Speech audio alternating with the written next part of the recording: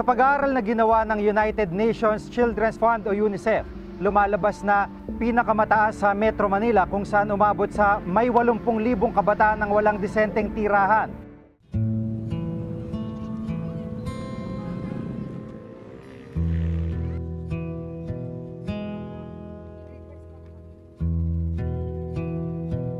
Nang balikan namin sina Joshua nitong Martes, nabutan naming giba ng maliit nilang silungan sa breakwater. Giniba po ng gwardiya. Bakit? Dahil po inaabol kami sa loob. Dahil? Naglalambat kami sa loob. Kasi ito yung pinag-initan.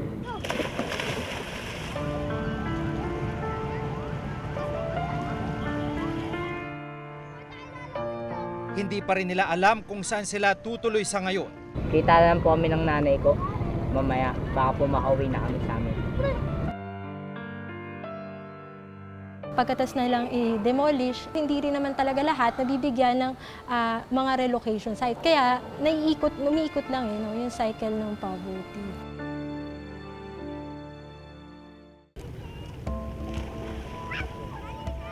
Ayon sa lokal na pamahalaan ng Maynila, gumagawa na sila ng paraan upang mailipat sa mga relocation site ang mga gaya ni na Joshua. City of Manila right now ay walang relocation site. Although ang mayor natin, si Mayor Joseph Ejercito Estrada, ay may plano na magpatayo ng mga medium-rise buildings para sa in-city relocation ng City of Manila.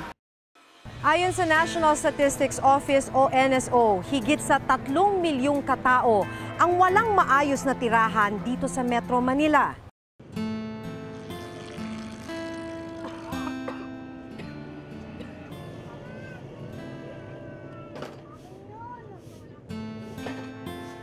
Dekada 90 nang mapadpad sa Maynila mula Cebu ang pamilya ni Aling Feli, 54 na taong gulang.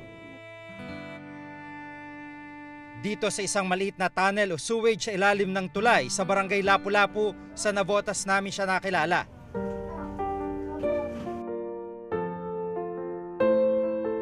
Ang madilim na lagusang ito ang nagsisilbi nilang tahanan sa loob ng 15 taon. Pinalayas kami doon sa tinitiraan namin. Dinala kami ngayon ng asawa ko dito. Malilit pa po yung mga anak ko. Yung bahay namin, minsan binaba kami. Dito lang kami natutulog sa labas. Tsaka yung mga gamit namin, inaakot namin. Kasama ni Aling Feli sa lagusan ang anak na si Lester. Yan, dito banda yung sa amin. Dito kami natutulog yung kwarto, yung ano na yan, papag. Yan, laki na kayo ko dahil hindi ka na makakatayo ng diretso eh. Yan, ganito lang talaga. Yan, kanal yan. Yan, kanal na yan, plagos yan. Pag oras na malaking tubig, apo yan. Pag kumate, yan kaya sinabi ko sa inyo, mabaho.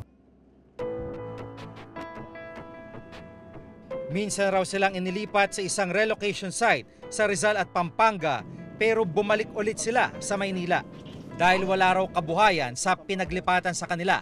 Bumalik rin kami rito dahil walang hanap buhay doon eh. May tirahan niya kami, wala kami kainin. Wala rin. Ayon sa Urban Poor Resource Center of the Philippines, internal migration o ang paglipat ng maraming tao patungo Maynila ang isa raw sa dahilan kung bakit nauwi ang ilan sa pagtira sa mga danger zones.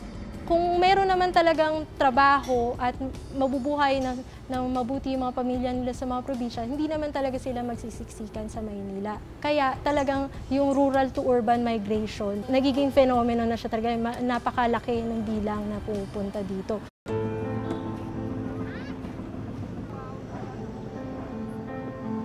Kung titingnan ang land area o lawak ng lupain ng Metro Manila, kumpara sa dami ng tao na naninirahan dito, lalabas na mayroong 20,000 tao kada kilometro kwadrado. Mas malaki ito ng 60 beses kumpara sa normal na population density ng bansa na 300 tao kada kilometro kwadrado. I guess isa to sa solusyon dun sa problema nating overpopulation ng Metro Manila, no? Dahil nga with this program na ilalabas natin iba nating mga kababayan na nandito sa mapanganib na lugar, no? Ang view namin dyan is not only, we're not taking out people in Metro Manila, we're just expanding expanding Metro Manila kasi kung tutuusin mo 10 years from now, yung mga nililipatan naming areas na to, I'm sure this will all be progressive areas na part na rin to ng Metro Manila. No?